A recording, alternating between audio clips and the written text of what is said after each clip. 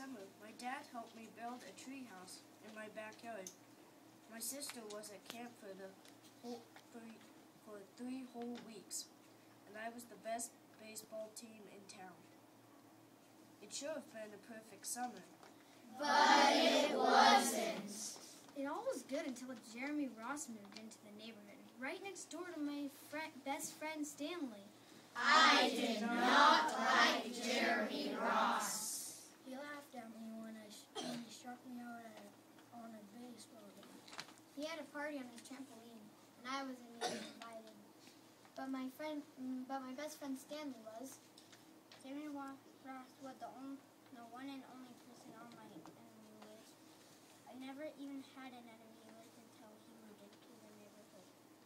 But as soon as he came along, I needed one. I hung it up in my tree house because Jeremy Ross was not allowed to go.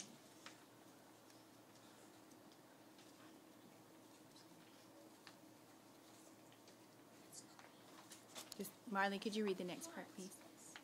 Dad understood stuff like enemies. He told me that when he was my age, he had enemies too, but he knew how to get rid of them. I asked him to tell me how. Will you how? I'll show you how. He pulled a really old recipe book off the kitchen shelf.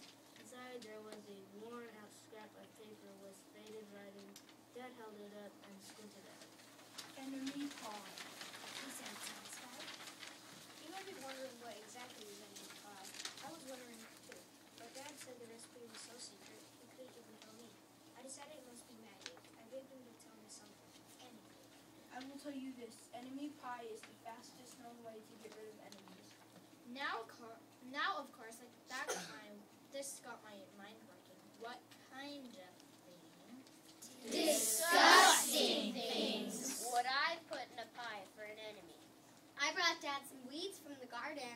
But he just shook his head. I brought Dad earthworms and rocks. But he didn't think he'd need those.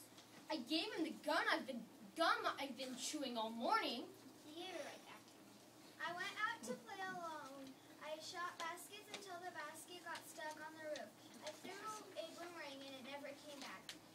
And all the way I listened to the sounds of my dad chopping and stirring and blending the ingredients of enemy pie. This could be a great summer after all. Enemy pie was going to be awful. I tried to imagine how horrible it must smell, or worse yet, what it would look like. But when I was in the backyard looking for ladybugs, I smelled something really, really good. And as far as I could tell, it was coming from our kitchen. I was a bit confused. I went in to ask Dad what was wrong. Enemy pie shouldn't smell this good, but Dad was smart. If enemy pie smelled bad, your enemy would never eat it. I could tell. He had made enemy pie before. The buzzer rang and Dad put on his oven mitts and pulled the pie out of the oven. It looked like plain old pie. It looked good enough to eat. I was catching on. But still, I wasn't really sure how this enemy pie worked. What exactly did it do to enemies? Maybe it made their hair fall out, or their breath stinky.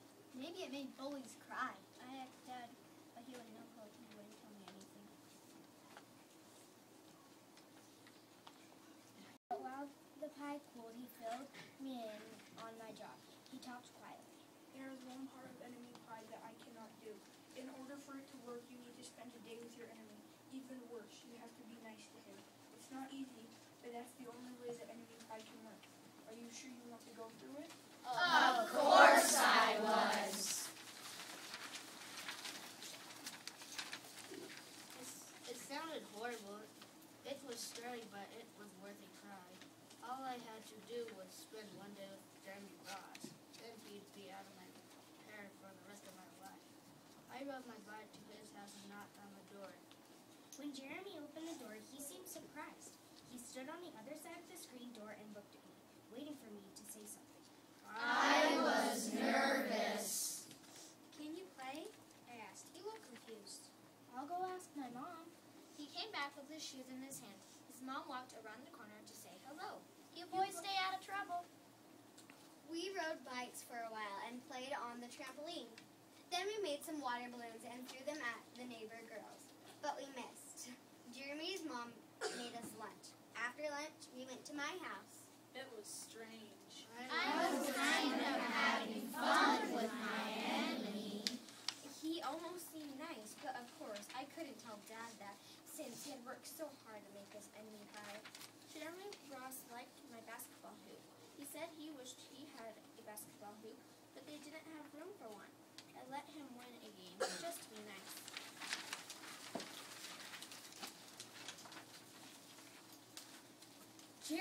Jeremy Ross knew how to throw a boomerang. He threw it, and it came right back to him.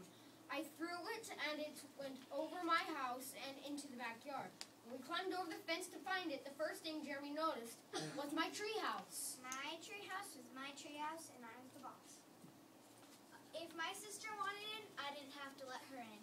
If my dad wanted in, I didn't have to let him in.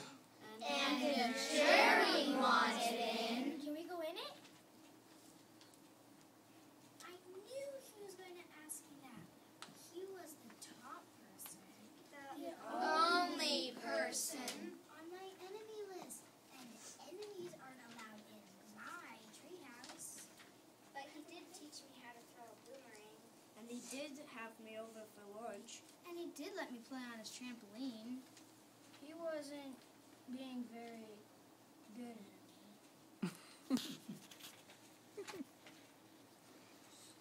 Okay, but hold on. I climbed up ahead of him and tore my enemy list off the wall. I had a checkerboard and some cards in the treehouse. And we played games until my dad told us that we didn't. We pretended we didn't turn. And when he came up to get us, we tried to hide from him, but sometimes